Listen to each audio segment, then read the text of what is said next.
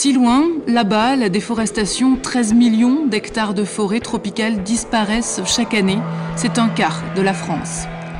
Toutes les 2 secondes, un terrain de football se volatilise là-bas, au Brésil, en Indonésie ou dans le bassin du Congo. La déforestation, si loin, mais pourtant si proche de nous, la destruction des forêts tropicales est à l'origine d'1/5 des émissions de gaz à effet de serre mondiales. C'est plus que le secteur du transport au niveau mondial. Là-bas au Brésil ou dans le bassin du Congo, certains bois sont pillés, coupés sans autorisation. Les entreprises forestières profitent du manque de moyens, de contrôle et de la corruption des autorités. Ici, ce bois entre sur le marché européen avec de faux papiers, puisqu'aucune loi n'existe vraiment pour le contrôler. On le retrouve dans nos parquets, nos contreplaqués, nos meubles de jardin en bois tropical.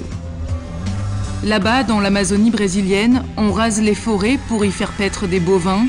Ici, cet élevage alimente la production de cuir pour nos baskets, nos sacs à main, parfois pour des marques prestigieuses.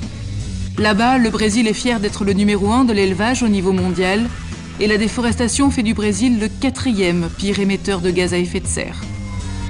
Là-bas, en Indonésie, les forêts sont rasées pour la culture d'huile de palme. Ici, l'huile de palme est transformée en huile végétale que l'on trouve dans les pizzas, les chips, la margarine, les shampoings, les détergents. Et la déforestation fait de l'Indonésie le 3e émetteur mondial de gaz à effet de serre, donc le 3e pays pollueur de la planète, juste derrière la Chine, les États-Unis et devant le Brésil.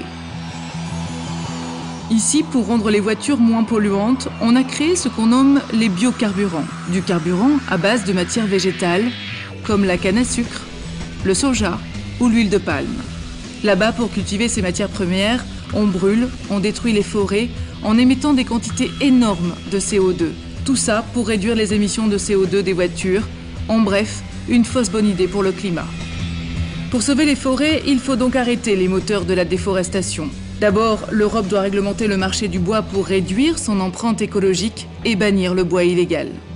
Ensuite, on doit arrêter de produire de l'huile de palme, du cuir, du soja et de nombreuses matières premières en sacrifiant les forêts tropicales et le climat mondial. Enfin, les pays industrialisés responsables historiques du changement climatique doivent financer la protection des forêts, de leur biodiversité et de leurs habitants.